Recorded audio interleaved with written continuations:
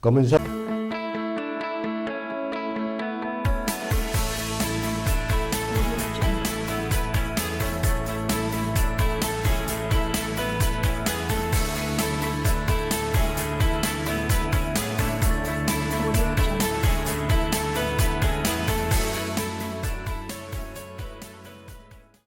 Un nuevo programa de Salud y Sociedad en Popular Televisión.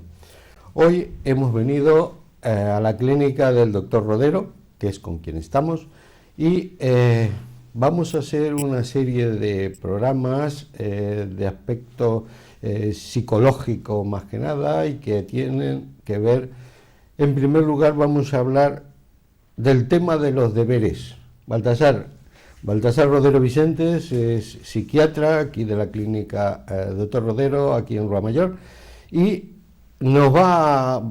queremos hablar un poco del tema que está tan en boga, que es el tema de los deberes de los chavales. Deberes sí, deberes no, es lo que se está planteando. Bueno, pues, ¿Esto es lógico que se plantee así? No, yo creo que es un desconocimiento absoluto y total. Los deberes sí, y sí por muchas razones. Nosotros tenemos que, si nos queremos plantear el problema correctamente, tenemos que entender lo siguiente. Traemos a los niños al mundo sin pedirles permiso. Primer punto. Segundo punto, como consecuencia les debemos todo. Tercer punto, fundamentalmente le debemos la formación, la capacitación para que entiendan la vida, puedan participar en la vida, implicarse en la vida y vivir la vida en libertad y autonomía. Esta es nuestra obligación como padres. ¿Quién les enseña a participar y a estar en la vida, a ser con los demás, a convivir? Pues lo enseña el colegio y la familia, con lo cual el colegio le tiene que dar y le da conocimientos técnicos, la familia apoyo, seguridad, ternura y amor, y además de otra serie de conocimientos y de valores. Entonces, los conocimientos que da el colegio, bueno, se da de forma hilvanada. El niño va a la escuela y andamos en el grano, en el sentido de que deberes sí. Los niños van al colegio, atienden, entienden, comprenden, participan, se implican en las asignaturas, con cada profesor, etcétera, pero de alguna forma vienen con los hechos hilvanados y en consecuencia necesitan de alguna forma, primero en casa fijar los conceptos. O sea, una función de los deberes es fijar esos conceptos que vienen hilvanados, redondearlos, seducirse con ellos, entenderlos, comprenderlos, fijarlos y saborearlos. Y ahí es donde nace la motivación. La segunda cosa que le va a provocar al niño es que va a entender desde ya que la vida no es vida y dulzura, que es un trabajo, que es un esfuerzo, que es una dedicación, que de alguna forma el trabajo no termina en el colegio, que sigue como sigue el trabajo de sus padres y de sus abuelos y de sus tatarabuelos. Cuando hablo de la vida, hablo de como una carretera larga y prolongada, en la que, bueno, puede haber autopistas, autovías, carreteras de tercer grado, de segundo grado, caminos vecinales, senderos, etcétera, y donde hay muchos incidentes. Pues la vida es un poco lo mismo. O sea, le enseña a que hay que trabajar, hay que continuar trabajando, le enseña que el trabajo es fundamental y vital en la vida en este mundo economicista. Le enseña además a ordenar su vida. Yo llego a mi casa, de alguna forma meriendo, hago mis deberes, juego, ceno y me meto en la cama. Es decir, de alguna forma es un referente para ordenar la vida. Una de las cosas importantes que tienen los niños en su desarrollo psicoemocional es el desorden, como muchas familias. Y una de las cosas que nosotros tenemos que enseñarles es a ordenarse. Claro, yo vengo del colegio y de alguna forma yo le tengo que enseñar a que vengo del colegio. Los padres tienen que preguntar o saber si tiene o no tiene deberes. De alguna forma, cuándo los tiene que hacer, cuándo tiene que merendar, cuándo tiene que jugar. Es decir, cada hecho tiene su tiempo, cada circunstancia tiene su tiempo. Es una cosa que tienen que aprender desde el nacimiento. Por otra parte, además, les enseña a jerarquizar los hechos. O sea, imaginemos que tienen 3 o 4 o 5 asignaturas. Y claro, las asignaturas no son las mismas. No tienen la misma motivación, la misma ilusión, la misma capacitación, etcétera. Y en consecuencia, tienen que jerarquizar los hechos. El tema es, ¿qué asignatura estudio primera? ¿Cuál estudio segunda? ¿Cuál estudio tercera? ¿Cuándo me siento yo mejor para estudiar? Cuando me sienta mejor, cojo la más difícil. Cuando me sienta regular, cojo la mediana. Y cuando me sienta más espeso, pues cojo, la más fácil. En consecuencia, nosotros jerarquizamos las cosas. Por otra parte, hay un hecho que es muy importante y es que los niños, generalmente en la edad oral, que están al principio, desean todo. Tú le puedes decir al niño, ¿qué quieres, esto o esto? Y dice, todo, todo. Quiero ir al cine y quiero bailar. O quiero ir al cine y quiero pasear. O quiero ir con Rosita y con Pepita. O quiero todo. Bueno, pues el estudio en casa les enseña a renunciar. Es hora de estudio, no es hora de televisión. Es hora de estudio, no es hora de juego. Es hora de estudio, no es hora de hablar con el móvil con los amigos. Les enseña a renunciar. La renuncia es la esencia del progreso. Nosotros, sin saber renunciar, sin interiorizar la palabra renuncia y el hecho de renuncia, no podemos progresar. Yo termino el bachiller, por ejemplo, cuando terminé, y digo, ¿qué hago? Medicina, derecho, ingeniero, periodismo, etcétera. Tengo que renunciar a muchas para quedarme con una. ¿Con quién salgo? Con Pepita, Menganita, tal, tal, tal, tal. Pues tengo que renunciar con muchas para seguir con una. ¿Qué hago esta tarde? Ir al cine, tal, tal, tal, tal. Tengo que renunciar a mucho para quedarme con una cosa, porque dos cosas a la vez no se pueden hacer. La renuncia es esencial y es la batalla que yo tengo en la clínica. Es decir, hay matrimonios jóvenes, familias jóvenes, etcétera, que todavía no saben renunciar. Lo veremos un poco más adelante. La renuncia es vital y es algo que nos enseña de alguna forma los deberes en casa. Yo tengo que hacer deberes, con lo cual renuncio a hablar con el móvil, con lo cual renuncio a hablar con los amigos, con lo cual renuncio a ver la televisión, con lo cual renuncio. Esto es fundamental, saber renunciar. Esto es lo que nos hace libres, lo que nos da libertad y lo que nos da madurez. Por otra parte, además, Pero, los deberes permite, y termino con esto un poco lo favorable que yo veo, permite convivir con la familia, estar con la familia, compartir con la familia, convivir. La familia, desgraciadamente, se ha convertido en muchos casos, en unos hoteles donde voy, abro la puerta, me meto, como porque tengo que calentar la comida, me meto en la cama y es como un hotel.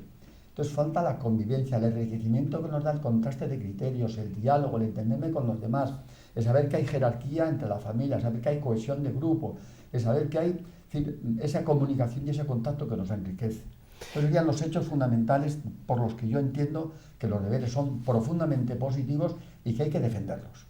Pero una de las cosas o de los argumentos, yo no tengo hijos en edad escolar ni de estudiante, pero una de las cosas que más he oído es el tema de deberes de lunes a viernes parece que son tolerables, pero los sábados, pues incluso se ha hecho una huelga de deberes en el mes de noviembre de que no hacían deberes los sábados y domingos. ¿Y por qué no se hacen deberes sábados y domingos? Porque es un periodo para la convivencia familiar y no tienen que estudiar.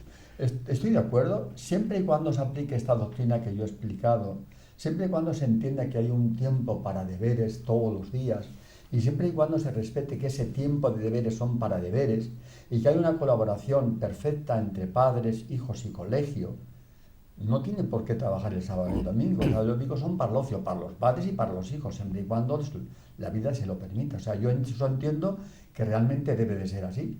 Pero siempre y cuando nosotros los días de la semana, obviamente, cumplamos con nuestra obligación. Si no cumplimos con nuestra obligación, tendremos que estudiar el sábado y el domingo e incluso a lo mejor suspendernos.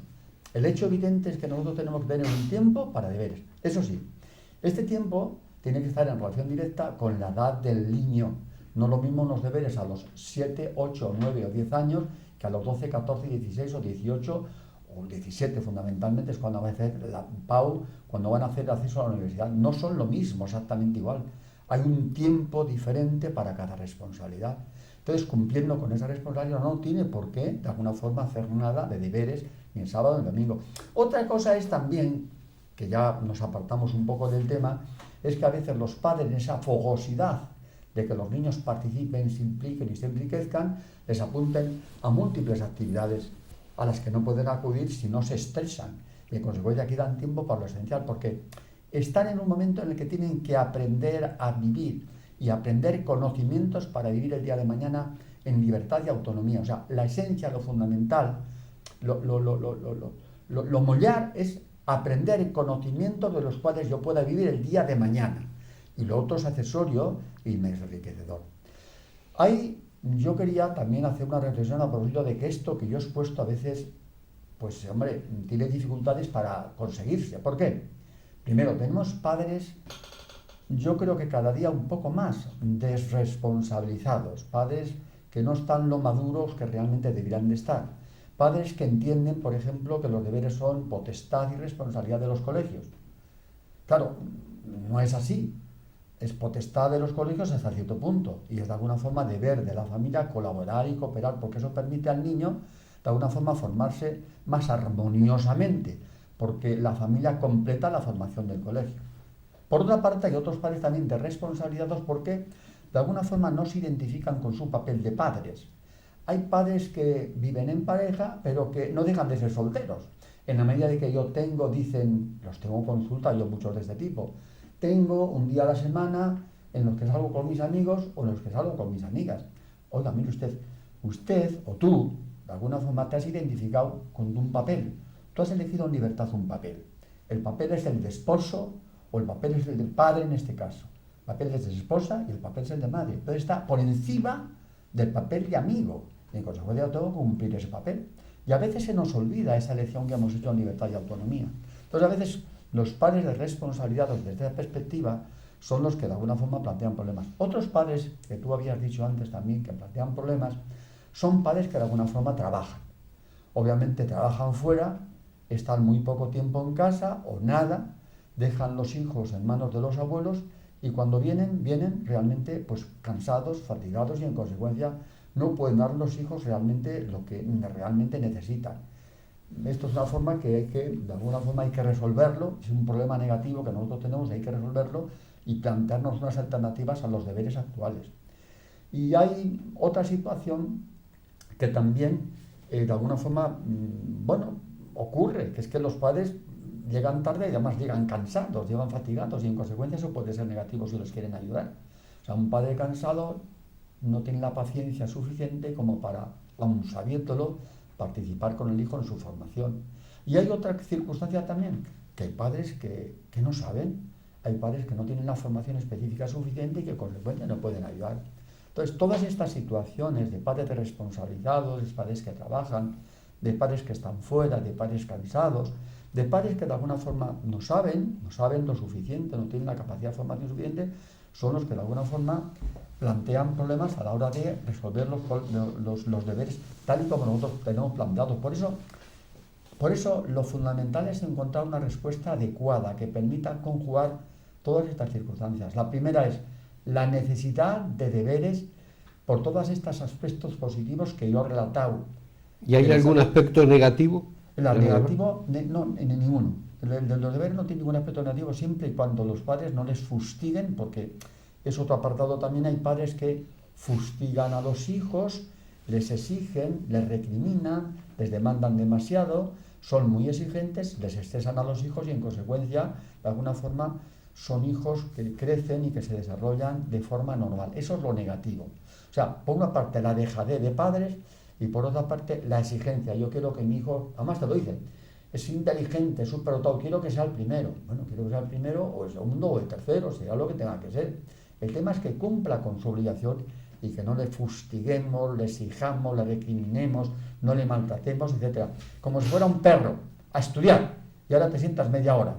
Eso no puede ser. El diálogo, el amor, el cariño, el respeto, la consideración, la cercanía, tiene que ser vital y fundamental a la hora de estudiar. Si no, el crío no, de alguna forma no se concentra y sobre todo no se motiva lo suficiente. Y en vez de encontrar placer en el estudio, encuentra desgracia porque se lo están exigiendo. Y tienes que hacerlo, y tienes que hacerlo, y tienes que hacerlo. Hace poco decía yo a una persona que viene, una señora viuda, viene con una niña de 14 años y con el problema es viuda, el problema de que no estudia. Yo hablo con la niña pensando que tenía algún tipo de problema, no tenía ningún tipo de problema, una niña sana que tenía 14 años y que le gustaba salir, quizás demasiado. Y la madre todo el día estudia. Entonces yo quedé con la madre, nunca más la diga estudies. Ay, Dios mío, ¿y cómo no la voy a decir? Si la digo 1000 veces todos los días que estudia y no estudia, si no os lo digo, ¿qué va a pasar? Bueno, pues vamos a probarlo. Vamos a probar. Usted no la diga, no estudia. Déjela. Si es una chica responsable, si es una chica buena, si es una chica ordenada, es una chica que tiene una escala de valores positivas, etc., normalmente va a estudiar. Normalmente tiene que estudiar, va a estudiar cuando vive un ambiente de estudio. ¿se pueden crear alguna patología, que supongo que son las que más podéis ver vosotros aquí en la clínica, Rodero, provocada por una sobreexigencia a los críos o por la contraria, la situación contraria que estabas diciendo, es decir, lo dejo hacer lo que quiera? ¿Crea algún tipo de patología que podéis tratar de alguna manera? Crea dos tipos de patología perfectamente diferenciados. Perfectamente diferenciados. Es decir, hay padres enormemente permisivos, enormemente flexibles, que no ejercen ningún tipo de autoridad, afecto y cariño, que crían a los niños en excesiva libertad y en consecuencia en excesiva anarquía o en determinado tipo de anarquía.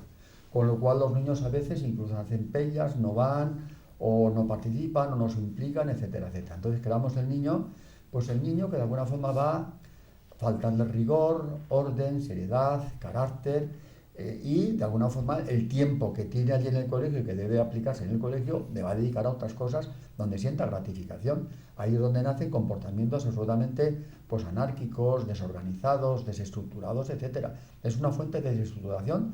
Cuando está desestructurada, entre comillas, la familia, obviamente el niño va a nacer o se va a desarrollar de forma desestructurada, con lo cual va a buscar gratificaciones. ¿En qué campos? Pues bueno, desde los tóxicos hasta las pellas, hasta los robos, las frustraciones, etcétera, etcétera, etcétera. Ahí hay un campo de patología muy importante por la falta de límites de los hijos, por los padres enormemente permisivos, por los padres que no controlan debidamente, que no están cercanos a los hijos, porque simplemente es dialogar. Para mí, donde hay diálogo y hay paciencia, lo normal es que no ocurra nada. Entonces, nosotros, te da pena cuando ves con padres, hablas con padres, y no conocen al director del colegio, no conocen al tutor, no conocen al profesor de geografía o tal, o no conocen incluso las asignaturas que tienen los hijos, las desconocen completamente. Entonces, eso es el grado de importancia que para ellos tienen los estudios. Claro, ¿qué pasa con estos niños? Pues que viven la anarquía desde el nacimiento y en desarrollan conductas desadaptadas, de mucho tipo. Por otra parte, tenemos los padres castradores, los padres exigentes, los padres hiperdisciplinados, los padres rigurosos, perfeccionistas, etcétera, que quieren los hijos, que quieren más que un hijo, es una perfección, o sea, la perfección, sin darnos cuenta de que somos seres imperfectos, que caminamos en un itinerario imperfecto y que mañana podemos tener diarrea, dolor de cabeza, un infarto de miocardio o un problema respiratorio. Entonces, estos niños que nacen y se desarrollan en este ambiente de superestructuras rígidas, enormemente exigentes y perfeccionistas, quieren responder a la expectativa de los padres y a veces, bueno, pues no pueden, no saben, no llegan y se sienten pues muy defraudados. Y vienen las depresiones graves en estos niños, depresiones profundas porque de alguna forma ellos aman, quieren, respetan y adoran a los padres y por otra parte, claro, como consecuencia les quieren dar todo lo que piden los padres. En este caso del estudio, como para ellos tan importante, quieren estar a la altura de las circunstancias que piden los padres. No saben estar, no pueden estar por determinadas circunstancias. ¿Qué es lo que ocurre? Pues que se deprimen y se entristecen. Y niños que aprenden a ser solitarios, a apartarse, a segregarse, y niños que potencialmente pueden ser acosados porque son niños que se marginan, que pierden la alegría del juego, la alegría de la participación, la alegría de estar con los demás. Tampoco de alguna forma se planifica el ocio, hacen nada en el ocio, tampoco, o incluso puede ocurrir lo siguiente también, como no son figuras en eso, quieren de alguna forma, emulando al padre, quieren ser figuras en otra cosa, con lo cual dejan de estudiar, incluso siendo muy inteligentes, y se apartan de los estudios, suspenden, siendo muy inteligentes y muy trabajadores. Pero como no puedo ser el primero ahí y gratificar al padre, y puedo ser el primero en el fútbol, o el primero en el hockey, o el primero en tal, y gratificar a mis padres, pues yo voy a gratificar a mis padres porque es lo que más quiero y es el referente fundamental y es el que me está siguiendo y me está presionando. Y se aparta de los estudios y diremos fracasos escolares. O sea, tenemos niños, solitarios, niños tristes, niños marginales, niños potencialmente acosados o niños que de alguna forma despuntan perfectamente en otras áreas que no se corresponden con el estudio, con lo cual malos estudiantes. Hay otra situación que se dice mucho ahora, el tema de los abuelos. Tú que eres abuelo, que tienes experiencia en ello, yo lamentablemente todavía no puedo tener esa experiencia. Los abuelos están sustituyendo porque los padres trabajamos, trabaja el matrimonio, trabajan los padres, ambos. Los niños quedan en manos de los abuelos que ya están retirados de su actividad, tienen más tiempo para atender a los niños. ¿Influye eso en el desarrollo del niño, el hecho de estar más con el abuelo que con sus padres, a lo largo de la semana fundamentalmente? Bueno, aquí vamos a hacer dos partes. En la primera parte yo siempre digo, porque yo ahora tengo, por ejemplo, me parece que son 18 personas mayores en tratamiento por depresión, porque de alguna forma son personas mayores cargadas con muchas responsabilidades y a lo mejor tienen que tener 3 hijos, pero que resulta de que tienen que madrugar, tienen que llevarlos al colegio, etcétera. Tienen que hacer un esfuerzo emocional y físico para que no están preparados, con lo cual se deprimen. Esa es la primera parte, con lo cual yo siempre digo y oriento en el sentido siguiente. Vamos a tratar de colaborar, no de hacernos responsables. Si trabajan los dos, pueden pagar a una muchacha, a una chica, a una persona que les ayude un poco a la abuela. O sea, intentar aliviar el peso que potencialmente o realmente tiene la abuela. Yo tengo ahora mismo 18 depresiones de personas mayores sobrecargadas por ese esfuerzo. Y además lo viven en principio con alegría, pero claro, después la alegría desaparece, porque es que ellos tienen que responder a una necesidad que de alguna forma no saben, no pueden, les falta energía, son personas más de 65 años, o más de 60, más de 70 años a veces. Yo, por ejemplo, el caso paradójico, tengo una abuela, se casa la hija, no te preocupes, trabajas tú y el marido, te tengo la niña. Tengo un segundo, no te preocupes, te tengo yo. Se casa el hijo, claro, pues la nuera no la va a decir que no, se coge con 3 y tiene una guardería en su casa. Una señora que tiene 66 años y el marido 71. Bueno, y viene deprimida. Yo les hablo de la depresión, les hablo de esa hiperresponsabilidad y de alguna forma no lo entienden o no lo quieren entender los hijos, porque claro, están fenomenalmente atendidos los hijos, están dados de cariños, etcétera, y están liberados. Consecuencia es la primera parte. Luego la segunda parte, o sea, eso liberarse en ese sentido, liberarse en el sentido de que vamos a intentar que los abuelos colaboren, que no se impliquen, que no se responsabilicen, que colaboren puntualmente. Que no sean el agente principal en el tratamiento. Bien dicho, que no sean la gente, no pueden ser la gente principal. Los abuelos no pueden, vamos a ponernos en lugar de los padres, no, en absoluto, no son padres, son abuelos y en consecuencia, como no son padres, pues no pueden ponerse en lugar de los padres. Otra cosa es que colaboren. Y además, la otra parte, es decir, los niños, si de alguna forma los abuelos colaboran, van a entender que existe otro ambiente que es el de los abuelos. Y a veces, padres que son un poco negligentes dicen a los abuelos, oye, vienes, pero yo quiero que no le des chocolate, o yo quiero que no le des tal. Pues mire usted, yo en mi casa hago lo que quiero, y como no os mando chocolate para los niños, les doy de vez en cuando chocolate, tal, porque el niño va a distinguir perfectamente el ambiente del colegio, el ambiente de los padres y el ambiente de los abuelos. Son 3 ambientes. Y yo, como abuelo, yo no puedo tratar a mis nietos como lo tratan sus padres. Sería estúpido, sería absurdo, porque sería su padre, y yo no soy su padre, que no quiero serlo. Ni quiero serlo, ni me da la gana, ni puedo serlo.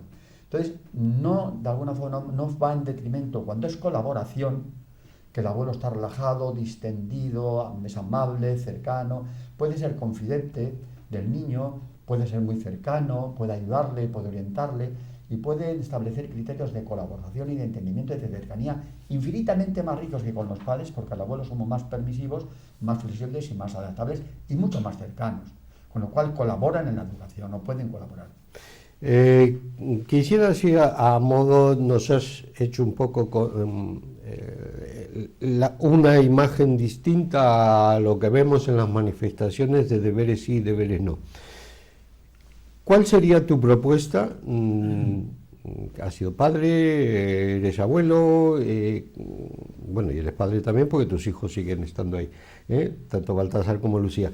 ¿Qué propuestas harías a los padres de nuestros televidentes? ¿Qué postura tomar con respecto a esto de los deberes sí y deberes no? Yo creo que la esencia fundamental, la esencia es que los deberes son fundamentales. Deberes sí, deberes siempre. Deberes porque implica al niño a la familia, le forma mejor y le da unas señales de identidad muy significativas y muy importantes. Incluso también permite que los padres convivan con los hijos y los hijos convivan con los padres. Primer punto. Segundo punto, concretar en qué concretar en qué tiempo y qué fórmula de deberes también tenemos para no dispersarse, no que cada asignatura ponga los suyos y se crea que es la más importante, con lo cual los niños a veces se pasan 3 horas teniéndose que pasar media hora. La idea fundamental es que, claro, no se podía ahora hablar de concretas, pero la idea fundamental sería que haya una ley de educación que sea consensuada. Esto es fundamental y vital, y es vergonzoso que no exista. Y los deberes, en mi criterio, yo hice una propuesta que era muy concreta en su momento cuando me la pidieron. Lo mismo recuerdas cuando nosotros hicimos PREU. Entonces, en PREU existían unos cuadernillos que de alguna forma venían problemas y en otro cuadernillo venían las soluciones. Entonces, nosotros tenemos que elaborar lo mismo que se elabora el libro de texto, un libro que es un cuadernillo de problemas de ese libro, o sea, de deberes de ese libro. Y de otro libro, y del otro libro, y del otro, por curso, de tal forma que tenemos un cuadernillo por curso, en el cual vienen los deberes diarios. Los profesores saben cuáles son los deberes de todos. Y luego hay un cuadernillo de respuestas que la tienen los padres y que la tienen los profesores. Entonces, los niños cogen el cuaderno de deberes, que es uniforme, que es para todos, los hacen, los llevan, el profesor pone la silla, la firma y el sello, y la nota, y el padre, sepa o no sepa, esté formado o no, sabe cuáles son los resultados y puede vigilar y controlar a los niños.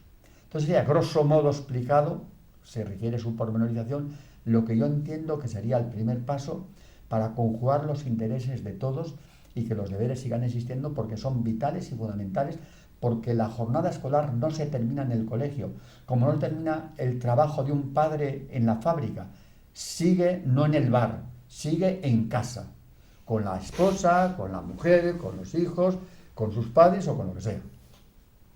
Pues nada, Baltasar, te tengo que agradecer que nos hayas ilustrado en este tema de los deberes, que nos hayas admitido que vengamos aquí a tu clínica y vamos a seguir aquí en tu clínica con otros profesionales que trabajan aquí, pero te tengo que agradecer que hayas colaborado con nosotros y hayas ilustrado a nuestros televidentes. Nosotros hacemos en este programa una pequeña pausa y continuamos con otro de los profesionales de tu clínica.